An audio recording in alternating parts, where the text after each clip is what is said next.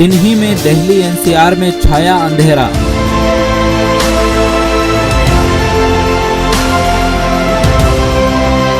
राजधानी में कई जगहों पर पेड़ गिरने से रुका ट्रैफिक।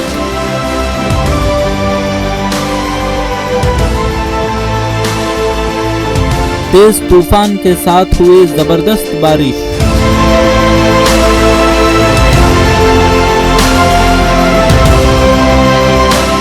दिल्ली एनसीआर में अचानक मौसम ने करवट बदला और उसके साथ ही तेज तूफान के साथ मूसलाधार बारिश हुई।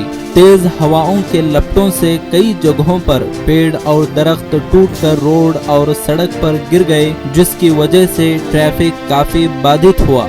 दिल्ली वालों को गर्मी से राहत तो जरूर मिली है, मगर पेड़ों के गिरने से काफी कारों और गाड़ियों को नुकसान भी हुआ है। अब तक की मिली जानकारी के मुताबिक कहीं पर किसी के हताहत होने की खबर नहीं है।